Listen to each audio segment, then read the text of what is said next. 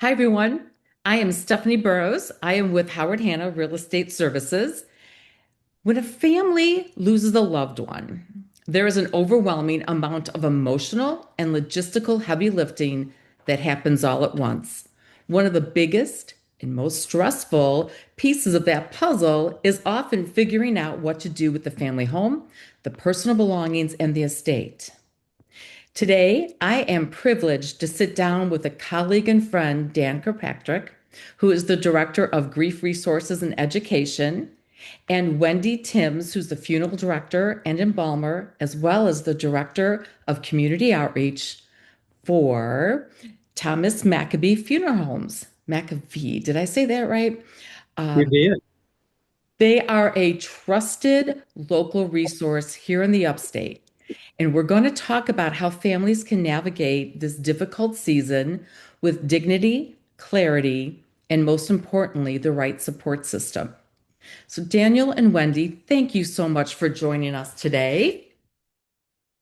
Thank you, Stephanie. Glad to be here. Yeah, You guys are great.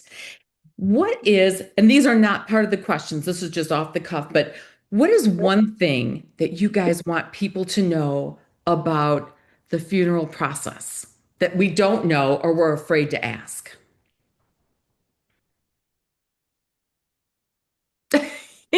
Part of my senior. yeah. But sitting here, it's that, everything we do to serve families is really, it's an honor and a privilege. We're taking people at their pace. We're helping them, we're guiding, we're educating, but it is truly their decisions for their loved ones. And we greatly respect that. So we never want someone to be fearful or have anxiety when they come and sit down with us. We want to support them and encourage them. Yeah, You guys, I would second that. I think that many times people are fearful that they're coming to be sold something. Mhm. And we really do stress Thomas McAfee and the McAfees stress this that our role is education and helping people know what their options are because it's not something that people do every day. Sometimes it's their very first loss that they've experienced. So it's frightening. mm. Dan, I've always thought that you have such a calming voice. You've always been a calm person in the middle of total chaos, whether it's a USN meeting or just anything that's going on. I look to you and you're just so calming. I just love it. And I will tell you that we have firsthand experience, our family, in dealing with Thomas McAfee, my cousin, who passed away from Alzheimer's. You guys took care of his service at Brookwood Church, and you took care of his wife, my actual cousin, um, and you were so wonderful. And everybody still talks about it in the family when we get together, how great of a service it was.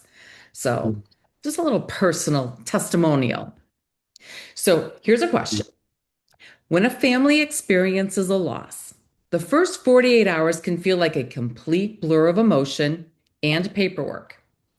From a directorial standpoint, what are the top two practical items a family should locate immediately? And then from a counseling standpoint, how can family members best support one another through that initial shock while making those really tough decisions? We find when families come in, they are scattered, and we try to encourage them prior to the meeting of special things they want to gather, looking for vital statistics information, as simple as a birth certificate or a social security card, or if we're serving a veteran's family, proof of their honorable service and discharge. Those are things that I think give the family a lot of confidence when they come in, because recalling those details may be difficult. So finding those documents early on is helpful. From a grief resource perspective, I think it's important to realize that shock is normal. Shock is expressed through feeling fuzzy-headed, overwhelmed, anxious. Those are all normal reactions. Our bodies and minds respond in those ways because it helps us to cope with something that's so enormous. I think that writing things down is very important. And I've learned over the years that keeping sticky notes or little notes that I might post around the house get lost. So I would encourage people to keep a notebook, or bring their computer, type it into a Word document or on their phone and send yourself an email. And give yourself credit whenever you accomplish one of those responsibilities or details that you accomplish, because that's important. Sometimes you feel like you're treading water. And one of the last recommendations I would have is allow other people to do practical things for you, like grocery shopping, allowing family or friends to bring food to you. People want to do things, and it's a way for them to offer you that care that they want to give you in those difficult times. Wow. I never put all of that together, right? To go from what Wendy needs to what you're saying we need for ourselves to get a little bit of grace, right? And Yeah. get through. That's very good. Okay. There are a lot of misconceptions out there about arranging services and managing the logistics of a loved one's passing. What is one common myth you find yourself constantly debunking for families, whether it's about the timeline of planning a service or how grief really manifests during the planning process? Well, we have noticed that as cremation has increased within the upstate and we have more families inquiring, we recognized how little information is available. And some of the things that take us by surprise is when we speak to a family and maybe their loved one passed in the night, and that next day they have the assumption that their loved one has already been cremated. And I've experienced this personally while being here in the upstate. And that surprised me because, in the same way with burial, we would not have a burial for a person without their family being involved and consulted. We would not provide cremation services, but it illustrates that gap of education and how people have these myths and ideas and things they've heard or read. But these are real questions from people who are grieving and intelligent and just kind of making an assumption that something's been done that they were not aware of. Yeah. And that has really been a surprise to me, because as we said, we do everything with full involvement of the family and permission from the family. Absolutely. Yeah. Mm-hmm. From a grief resource standpoint, I think that people assume that grief is only expressed through tears and crying, but sometimes it's expressed through anger and other emotions that might surprise people. Our funeral directors, I think, do an excellent job of helping to navigate through those difficult waters that families experience whenever their emotions are running high. One other thing I would say is that funerals and memorials and rituals play an important part in helping people to grieve in a healthier way. And that's why I believe that the opportunity to work through the details needs to be a little bit slower than people anticipate, so that they can really consider what's important as a family, what has been important in the past for families to cope with grief. Rituals and symbols are often ways that we express ourselves when words are not adequate. One of the things that we shared with you before we started this recording was our Unmasking the Mysteries of Cremation. It's an educational opportunity that we offer to the community. And I think people are surprised to learn that even in this day and age that there are options that are available to families whenever they choose cremation that include traditional rituals like funerals, memorial services. They could range from very elaborate to very simple rituals. But those are important things that people need.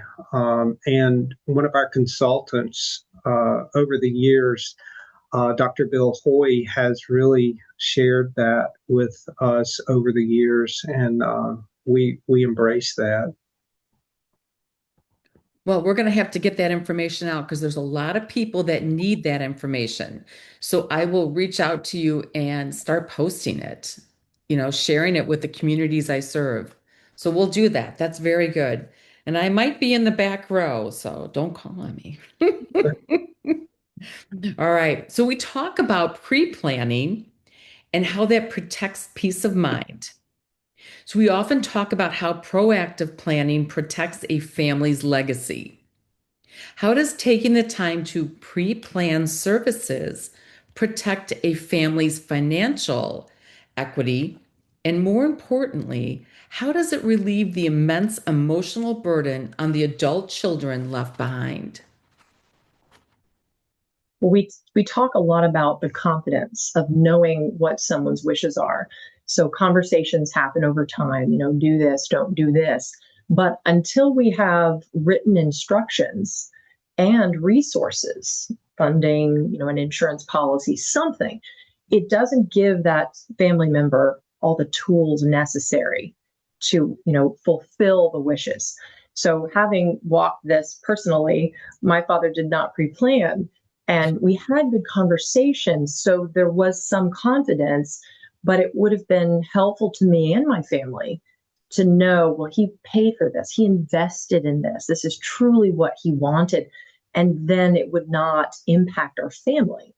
I find that, having those resources really boosts the confidence and also reduces the anxiety of the person who is finalizing the decisions, maybe on behalf of a group. So absolutely. Yeah. Yeah.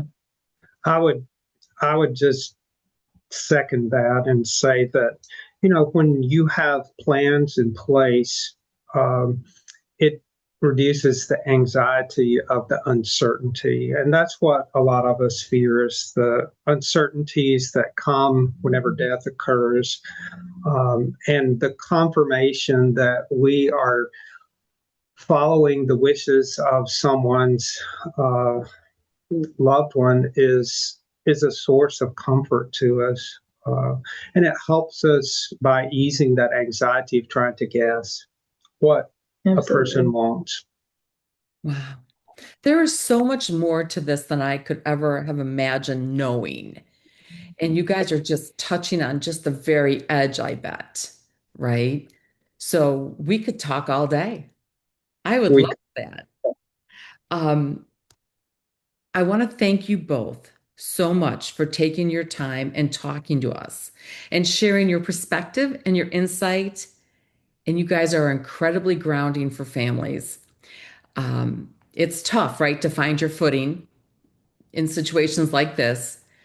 But if your family is currently navigating this transition of a senior parent's estate or of a loved one's estate, doesn't have to be a senior, in the Greenville area, you do not have to do that alone.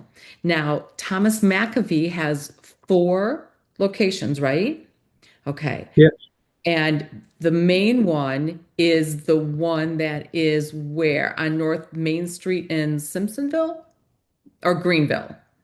Greenville. Yeah. Greenville. Yeah. Okay. Yeah. It's So 39. okay, so if they call your office, you'll be able to direct them and help them the best location, right? Okay. Yeah. Yeah. When we receive inquiries, that's one of the first conversations we have, is making sure we know where a family is so we can find the location that's going to be easiest for them. And we encourage them to visit our site to see pictures of the facilities and really familiarize themselves with who we are and what we offer, so that they're fully supported from the very beginning. Mhm. Wonderful. So everybody watching or watching in the future, please know that Dan, Wendy, and their team, they are here to guide you through the initial arrangements with care and compassion. And I'm always here as your local seniors real estate specialist. So if you need a trusted resource or just a helpful guide to answer your questions, please feel free to reach out to me and I can connect you with our trusted advisors here in the Upstate. Take care, and we'll see you next time.